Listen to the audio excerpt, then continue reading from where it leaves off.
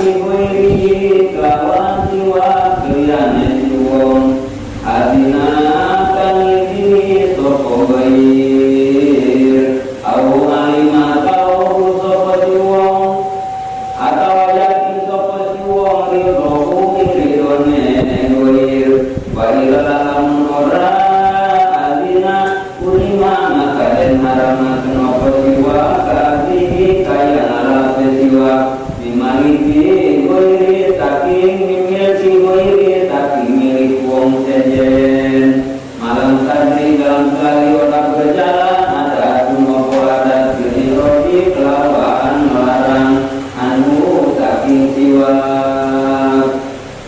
ya berkata dulu wasiwaku abdul minhu bila paliman akasa walan kohu liman akasa yo bersiwak lebih utama daripada mencongkel sisa.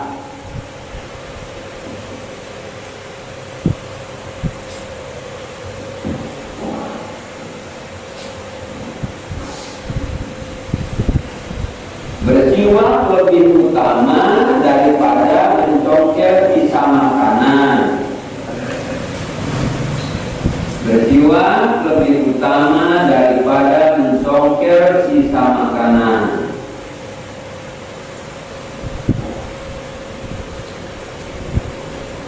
Sementara ulama lain berpendapat sebaliknya. Sementara ulama lain berpendapat sebaliknya. Sementara ulama lain berpendapat sebaliknya. Jadi dulu deskripsi masalah kata Pak Haji Jae, Pak Ustaz, antara bersiwak dengan mencongkel gigi itu kan sama-sama sunnah hukumnya. Di antara kesunahan bersiwak dan kesunahan mencongkel gigi tentu ada yang lebih utama. Pertanyaannya, apakah lebih utama bersiwak? Apa lebih utama mencongkel gigi? Kalau anda kata taruh di antara dua perkara,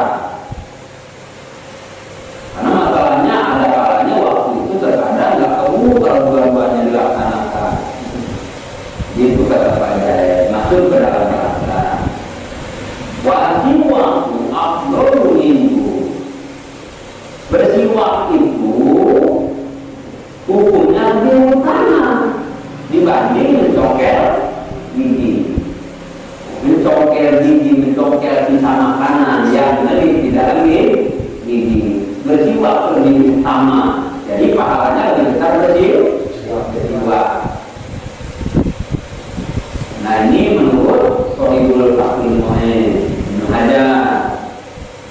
Tetapi khilafan liman akasa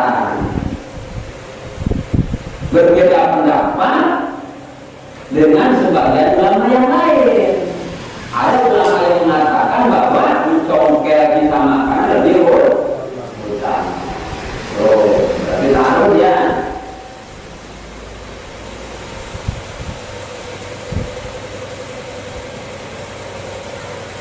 Ada sebagian utama, ada sebagian ulama yang mengatakan bahwa sebaliknya lebih utama mencongkel sisa makanan daripada bersiwak.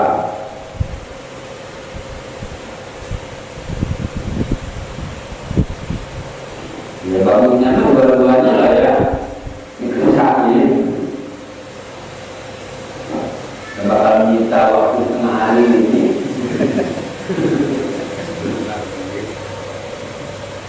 Mencongkel makanan ya penting. Kalau anda dapat memberi waktu lama dan sisa makanan yang jelas diri apalagi daging itu akan mengakibatkan timbul aroma yang bau kan. Makanya dua-duanya ya wajar dan dikatakan ada beberapa ulama lain yang mengatakan bahwa berpendapat sebaliknya. Bahkan yang pertama mau siwak yang lebih utama, tapi sebagai pendapat ulama yang lain mengatakan bahwa yang lebih utama adalah mencongkel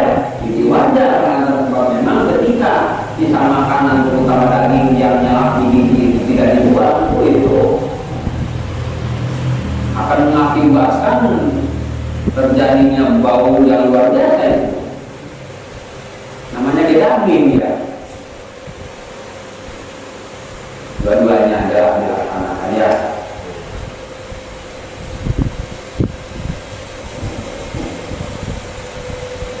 Nah, walaupun dua-duanya dilaksanakan, tidak akan menghabiskan waktu setengah hari. Lanjut, walayu rohu istiwati goiri adina awalima alihohu wa ila lima kami mimikir goiri malam tadi ada kumpir ikoniranku. Deskripsi masalah kata Mamang santri.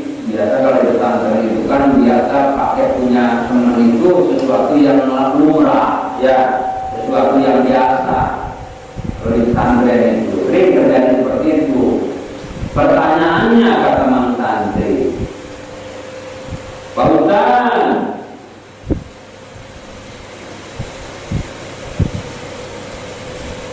ketika kita lupa membawa siwa, begitu mau sholat datang ke masjid ternyata siwa tidak terbawa, sementara sudah jelas rokaat ini siwa afdalu min sabina rokaatan bila siwa. Kata Rasulullah, 2 rakaat sholat dengan menggunakan siwa pahalanya lebih besar daripada 70 rakaat dengan tanpa siwa. Sayang amat ya. Nah, kalau kita terkadang kalau masalah urusan pahala ya, kayaknya kebiasaan aja tuh kayaknya ya. Ya, seperti juga sholat berjamaah contohnya ya. Sholat berjamaah afdalu min sholatil fardhi di Hakim wa istrina darajatan. Sholat berjamaah itu lebih utama dari sholat sendiri. Selisihnya 27 derajat. Tapi kok anehnya kalau masalah urusan pahala kayaknya kok biasa-biasa aja loh. Ya, aneh. Padahal pahala itu adalah sesuatu yang akan kita penuhi di akhirat nanti dan itu akan tetap. Sementara itu sebesar apapun uang itu, sebanyak apapun ditinggalnya kira-kira. Tapi kenapa kalau masalah urusan duit, jika sampai kata perbandingan, kamu kerja hari ini, jika tidak lembur gajimu cuma 1.000, jika lembur gajimu 27.000. Oh ya itu lembur gak kira-kira? Itu lembur. Kenapa sebabnya? Ya belum gajian, belum terlihat bedanya, ya enggak? Kalau belum gajian, belum terlihat bedanya, begitu sudah gajian. 1 kali 27 berbanding 1 dikalikan 1 bulan. Ayo, berapa kira-kira? Kalau kita 1.000 dikali 30 berapa barisan? 30.000. Kalau 27 dikalikan 30 berapa?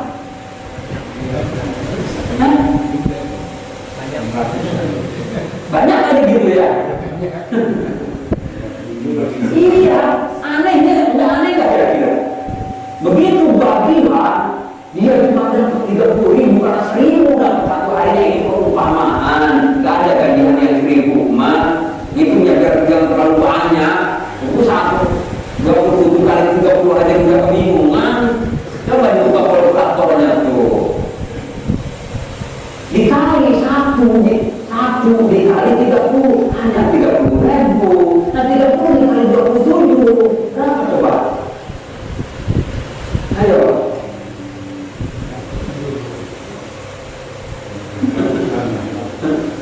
Gak ada yang mau buka kalkulator.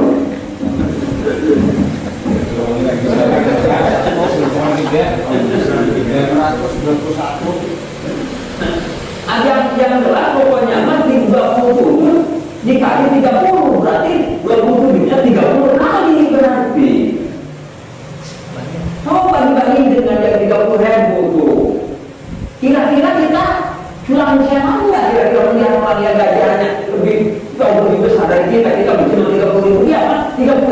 sampai 27 kali. Coba bayangkan. Tapi kalau masalah dunia, mau itu rasa rugi. Waduh, dia dapat sekian. Karena belum terlihat. Ya kalau pahala itu terlihat berarti bukan ujian namanya. Makanya pahala itu bersifat abstrak, ya, bersifat tidak terlihat, karena itu ujian. Di mana ada ceritanya orang ujian yang kelihatan jawabannya? Kan nggak ada yang namanya ujian yang kelihatan jawaban. Ada yang kelihatan jawaban cuma nyontek di mana-mana. Ya, Allah. Nah sekarang sholat satu kali dengan yang tidak berjamaah dengan yang berjamaah selisih 27 derajat. Allah. Ditambah pula ketika rakaatani bisiwa afdalu min sabina rakaatan bila siwa, sholat dua rakaat dengan menggunakan siwa itu lebih besar pahalanya daripada 70 derajat dengan tidak menggunakan siwa. Dikalikan 80 tahun umur kita, sholat pakai siwa terus dengan yang tidak pakai siwa, coba lihat. Sudah tidak terbayang lagi selisihnya, ya. Sudah tidak bisa terbayang lagi selisihnya. Tapi ya itulah pahalanya memang dibikin setan, begitu aja repot. Setan itu. Atau urusan pahala biasa-biasa aja kali. Itu begitu memangnya dia. Tuh. Dianggapnya nggak anggap dosa-dosa.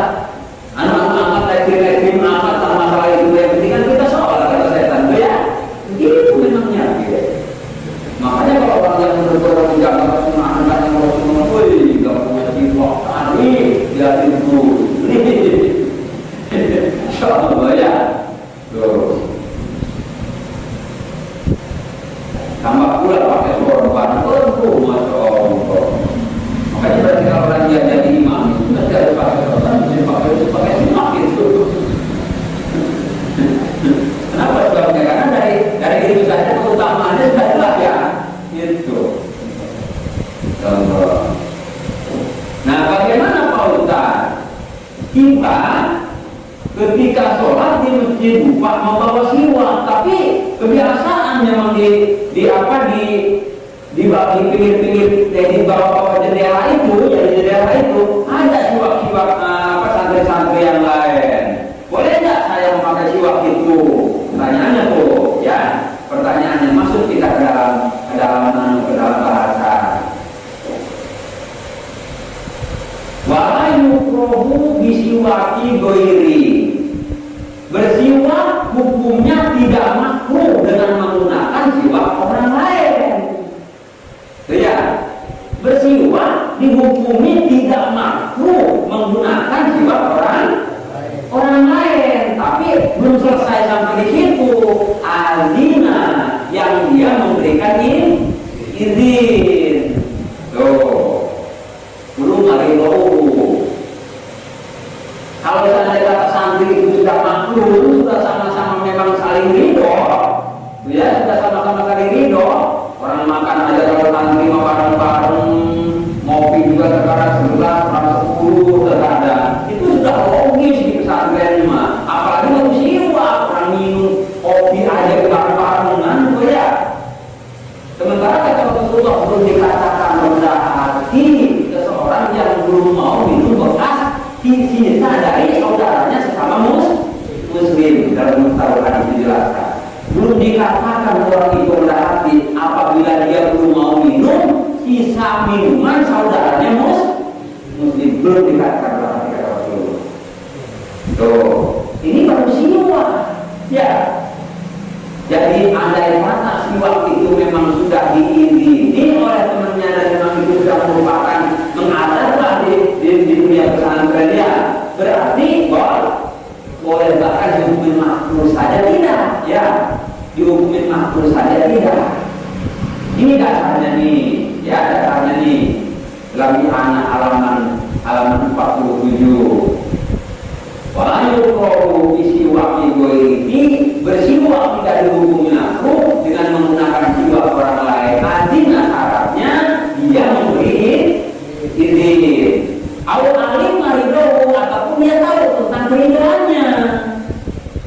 Bahwa memang saat teman-temannya ini kalau dipakai siwaknya itu ya ridho, nggak pernah walaupun tahu juga nggak pernah marah, nggak boleh memang sudah diperbolehkan di rumah. Tanpa saja yang mau pakai berarti ridho.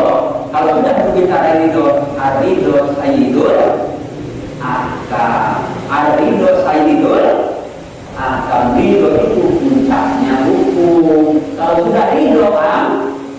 Kalau sudah ridho kata Pak Syarif, masyarakat Batanwangi yang pengen makan jamu saya halal untuk masyarakat Batanwangi. Tanpa minta, boleh nggak? Boleh, karena sudah diridhokan. Dasar dalilnya ada ridho sayyidul ahkam. Ridho itu adalah puncaknya hukum. Kalau sudah ridho, nggak perlu dibahas. Kalau sudah ridho mah, ya. Jadi boleh menggunakan bersiwak dengan menggunakan siwak orang lain apabila dia mengizini atau yakin akan keriduan pemiliknya.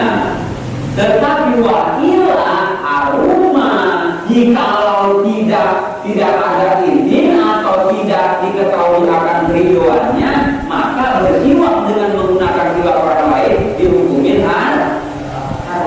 Hukumnya haram. Wakilah kurima. Seandainya kata tidak ada izin dan tidak ada keriduan, kurima, maka bersiwak dihukumin haram.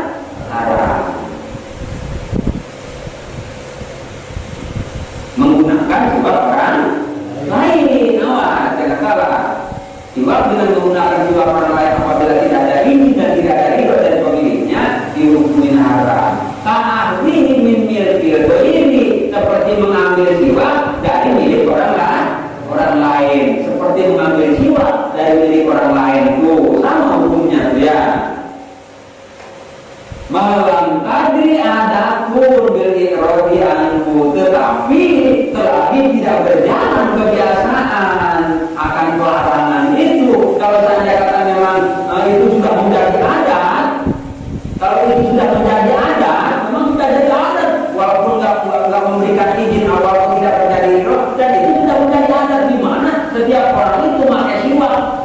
Walaupun bukan punya dia pakai, dia pun pakai punya orang lain. Itu sudah ada itu ya. Boleh tidak? Boleh, tapi kalau tidak jadi ada.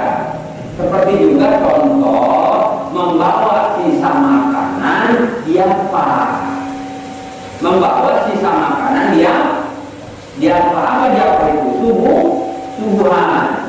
Habis asar haul, tahlilan, yasinan. Kan kita disediain makanan itu ya. Dipiring, tuh begitu tidak habis dibawa pulang nggak? Nih kaitannya dengan ini nih.